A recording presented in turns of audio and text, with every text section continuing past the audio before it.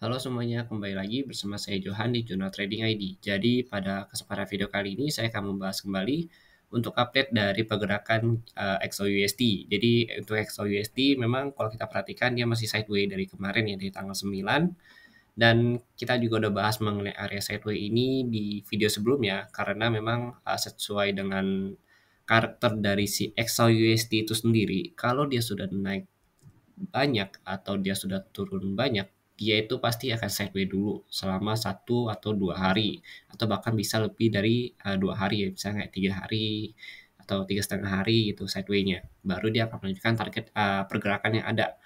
Nah, kalau ini memang dia sideways itu terutama itu dia menunggu adanya news ya untuk hari ini ya, terutama untuk CPI sama inflation rate.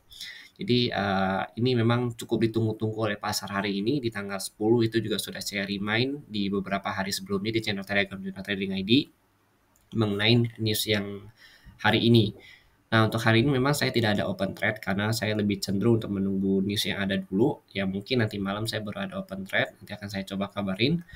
Nah, sekarang ini itu dia masih sideways ya kurang lebih dengan area support di 1705 sampai 1715. Jadi kurang lebih 10 poin atau 100 pip ya untuk sideways-nya dia. Ini cukup besar sih dan memang untuk main di area sideways ini sangat cocok kita pakai di time frame kecil ya, terutama di strategi 5 menit yang sudah pernah saya share itu.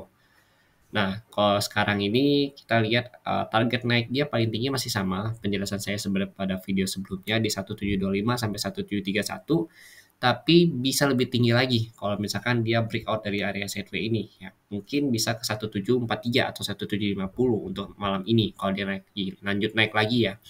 Nah, kalau dia lanjut turun, berarti minimal dia harus break dulu dari 1705 dari low yang ini atau 1700-an. Ya, di sini baru nanti dia lanjut turun untuk retest ke 1680 kembali. Jadi ini ya beberapa area harus kita perhatikan untuk hari ini.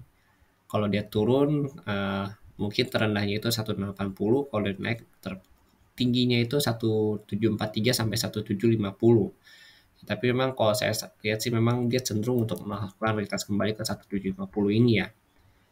Nah, kalau kita lihat kita coba ukur secara manual di sini, yang ini sama yang ini tuh sama kenaikannya nantinya gitu. Nah, yang ini nanti kurang lebih sih kalau saya lihat sih dia itu bisa lebih sih naiknya. Kalau dia mau breakout bisa ke 1760-an bahkan. Ya kalau kita mau ngikutin dari panah yang ini, ya panah yang sebelah ya dari kenaikan sebelumnya. Nah, kalau kita lihat lagi, kalau kita mau ikutin dari kenaikan yang ini, berarti kan dia cuma sampai sini. Nah, kita coba ukur dari sini. Nah, di kurang lebih sih 1750 sampai 1760 untuk malam ini kalau dia naik lagi ke atas. Kalau misalkan hasil news CPI-nya itu buruk untuk dolar ya, berarti kan si XAUUSD ini naik. Nah, dolar ini saat ini kan kemarin kita juga ada bahas ya di video sebelumnya kalau dolar itu dia nggak boleh sampai breakout dari 110,5 ya ini. Sekarang dolar itu sudah nyampe juga di area ini, jadi memang ini perlu kita perhatikan. Ya, kemarin kita juga sudah bahas ya mengenai koreksi dolar ini ke atas ya pada video sebelumnya dan memang dia sesuai pergerakannya dengan hasil analisa kita pada video sebelumnya. Dolar itu sudah ada di angka 110,5 dan memang belum bisa breakout. Nah, dia itu akan lanjut naik kalau dia breakout dari 110,5 ini karena ini bertepatan dengan height dia yang sebelumnya gitu. Nah, ini tinggal tunggu nih dia mau lanjut turun dengan cara breakout dari 109,5 karena dia sudah melakukan retest di sini. Turunnya itu tetap di sini 109, 108,4 sampai 107,8. Kalau dia lanjut naik berarti minimal dia harus breakout dulu dari 110,5 dengan target kenaikannya itu ada 111, kemudian 111 poin 111,2, 111,5 sampai 112 ya di sini. Itu harus dilihat-lihat nanti pada saat hasil news soalnya memang cenderung pasti sideways untuk beberapa jam ke depan sampai nanti news itu dikeluarkan ya pada jamnya. Begitu. Jadi memang untuk saat ini belum ada pembahasan lebih lanjut sih. Itu aja yang saya mau ingatkan kepada kalian.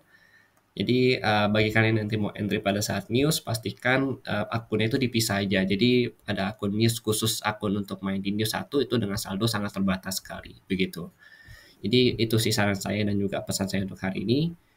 Terima kasih sudah menonton dan sampai jumpa pada video berikutnya.